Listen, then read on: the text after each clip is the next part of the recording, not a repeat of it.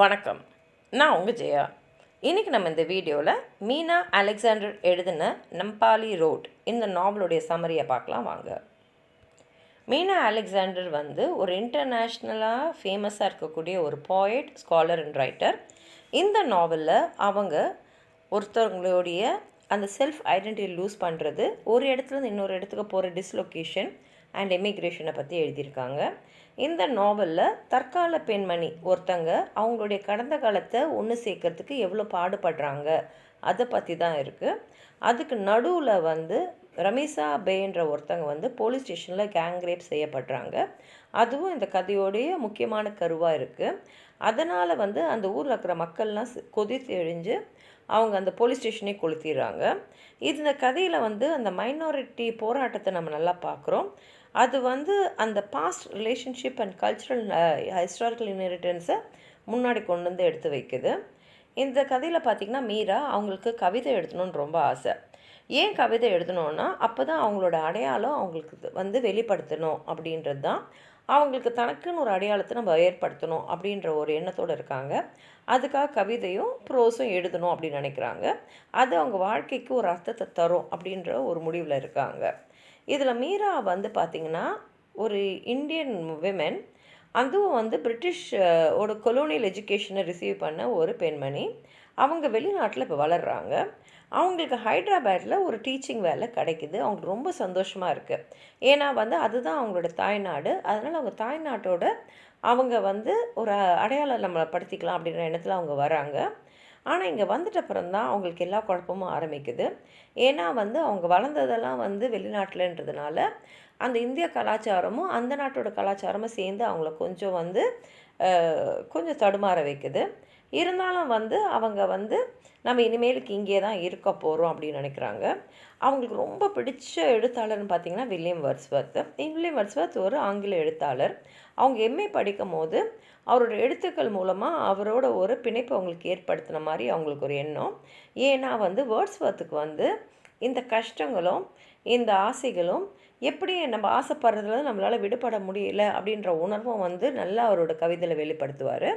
அதனால் அவங்களுக்கும் நம்ம ஒரு கவிஞர் ஆகணும், அதே மாதிரி வேர்ட்ஸ்வர்த் மாதிரியே நம்மளும் நமக்கு என்ன வேணும் அப்படின்றத நம்ம அச்சீவ் பண்ணணும் அப்படின்ற ஒரு ஆசையோடு இருந்தாங்க. இப்போ அவங்க ஹைதராபாத்தில் வாழ ஆரம்பிச்சிட்டாங்க. ஆனால் இந்த இந்தியன் சொசைட்டியோடு வாழறதுக்கு அவங்க செஞ்சோரி அட்ஜஸ்ட்லாம் பண்ண வேண்டியிருக்குது. ஒரு நாள் தெரியாமல் அவங்க இடத்து கையால் சாப்பிட்றத பார்த்து அங்கே இருந்த ஆந்திர மக்கள், ஆந்திரைட்ஸ் ஷாக் ஆகிடுறாங்க. அதுக்கப்புறம் அவங்க சோனா நிவாஸ் காலேஜ், ஹைதராபாத்தில் இருக்கிற அந்த காலேஜில் போய் இங்கிலீஷ் லிட்ரேச்சர் சொல்லிக் கொடுக்க ஆரம்பிக்கிறாங்க. அவங்க எதிர்பார்க்காம அவங்களுக்கு வேர்ட்ஸ்வர்த் லெக்சர்ஸே அவங்களுக்கு எடுக்க வேண்டிய பாடப்பகுதியாக அந்த காலேஜில் கொடுத்துட்றாங்க. அவங்களுக்கு ஏற்கனவே வேர்ட்ஸ்வர்த் ரொம்ப பிடிக்குன்றதுனால அவங்க அது ஒன்றி போய் பாடம் எடுக்கும்போது அங்கே இருந்த மாணவர்களுக்கெல்லாம் அவங்களுக்கு ரொம்ப பிடிச்சி போயிடுது. அவங்களோட ஃப்ரீ டைமில் என்ன பண்ணுறாங்கன்னா கவிதையெல்லாம் எழுத பார்க்குறாங்க. நிறைய எழுதி அவங்க பெட்டுக்கிடலாம் நிறைய புக்ஸ் எல்லாம் எழுதி வச்சுருக்காங்க. அவங்களுக்கு ஒரு காதலர் இருக்கார். அவர் பேர் ராமு. அவர் இவங்க எழுதுறதை பார்த்து எல்லாம் கிண்டல் பண்ணிகிட்டு இருக்காரு. அவர் என்ன சொல்கிறாருன்னா, நம்ம எண்ணங்களை மற்றவங்க மேலே திணிக்கிற உரிமை யாருக்குமே கிடையாது அப்படின்றாங்க. ஆனால் மீரா சொல்கிறாங்க, இல்லை, கவிதை எழுதணுன்றது தான் என்னோடய வாழ்க்கையோட லட்சியமே அப்படின்றாங்க. அவங்க ஒரு 25 வயசு பெண்மணி தான். அவங்க என்ன எழுதுகிறாங்கன்ற முழு தாக்கம் கூட அவங்களுக்கே அவ்வளோவா தெரியாது. ஏன்னா அவங்களுக்குள்ளே இருக்கிற வெஸ்டர்ன் எஜுகேஷன் அவங்களுக்கு குழப்பிட்டு தான் இருக்குது. இருந்தாலும் நம்ம ஒரு கவிஞர் ஆகணும், நம்மளோட ஐடென்டிட்டி நம்ம அடையாளத்தை நம்ம வெளிப்படுத்தணும் அப்படின்னு அவங்க நினைக்கிறாங்க. ஏன்னா அவங்க அந்த மாதிரி ஏதாவது செய்யலைன்னா அவங்க அம்மா என்ன பண்ணுவாங்கன்னா, அவங்கள பட்டில் உடுத்தி தங்கத்தை ஃபுல்லாக போட்டு அவங்கள ஒரு பணக்கார இன்ஜினியருக்கோ எஸ்டேட் ஓனருக்கோ கல்யாணம் பண்ணி வச்சுருவாங்க அப்படின்றது அவங்க எண்ணம். அந்த மாதிரி ஒரு திருமணத்தில் நம்ம வாழவே முடியாது அப்படின்னு மீரா நினைக்கிறாங்க. அவங்கள பொறுத்த வரைக்கும் கல்யாணன்றது ஒரு பர்சனல் மேட்டர். நமக்கு தான் அந்த கல்யாணத்தோடு நம்ம கமிட் ஆகணும். நமக்கு முழுமையாக தயாராகிட்ட அப்புறம் யாரோட நம்ம வாழணும்னு நினைக்கிறோமோ அவரோட தான் நம்ம வாழ்க்கையை நடத்தணும் அப்படின்ற எண்ணம் அவங்களுக்கு இருக்குது. இந்த நேரத்தில் தான் அவங்க ரமீசாவையை முதல் முறையாக கௌலிகா போலீஸ் ஸ்டேஷனில் பார்க்குறாங்க.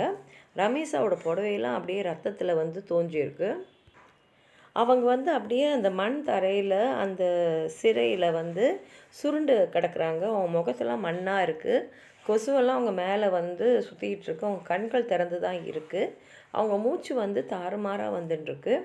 மீரா வந்து அவங்க கையை அந்த சிறையில் கம்பிங்க மூலமாக வந்து நுழைச்சி ரமேஷாவோட தலையை தொட்டு பார்க்குறாங்க. அவங்க அப்படியே வேர்த்து போய் அந்த வேர்வை மழையில் தான் இருக்காங்க.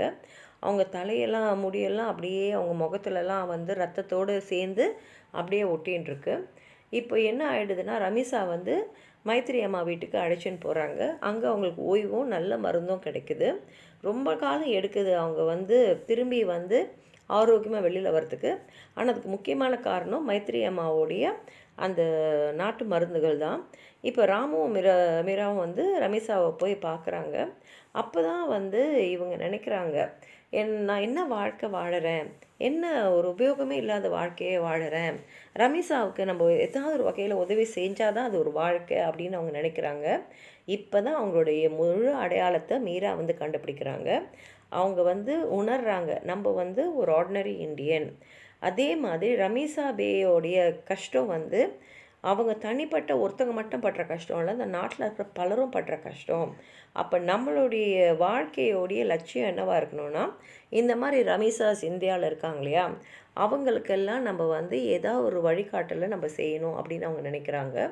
அப்போ தான் வந்து நம்மளுக்கு புரியுது, மீரா இந்தியாவில் வரும்போது அவங்க பாதி இந்தியன் ஆகிருக்காங்க, இங்கே வந்து அவங்க செட்டில் ஆகணும்னு முடிவிட்டாங்க.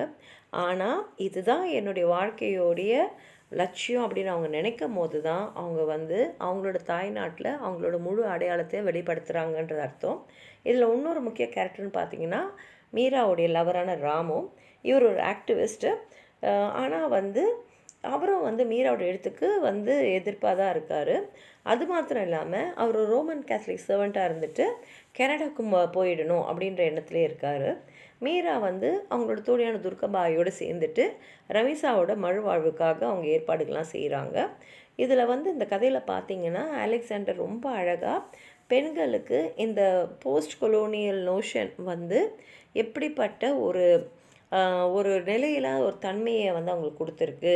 இந்த டீகாலனைஸ் நேஷன்ஸில் சொல்லும் போது என்ன தான் பெண்கள் வந்து வளர்ச்சி பெற்றிருந்தாலும் அவங்க வந்து ஒரு ஆதிக்க சமூகத்தில் தான் வீட்டில் வாழ வேண்டியிருக்கு, சமுதாயத்தில் வாழ வேண்டியிருக்கு அப்படின்ற ஒரு கருத்தை தான் இந்த நாவல் எடுத்து கொடுக்குறாங்க. உங்களுக்கு ஏதாவது சொல்லணும்னு நினச்சிங்கன்னா கீழே இருக்கிற கமெண்ட் பாக்ஸில் எழுதுங்க. இந்த வீடியோவை லைக் பண்ணுங்கள், உங்கள் ஃப்ரெண்ட்ஸோடு ஷேர் பண்ணுங்கள். சப்ஸ்கிரைப் பண்ணாதவங்களாம் ப்ளீஸ் சப்ஸ்கிரைப் பண்ணி சப்போர்ட் பண்ணுங்கள். நன்றி.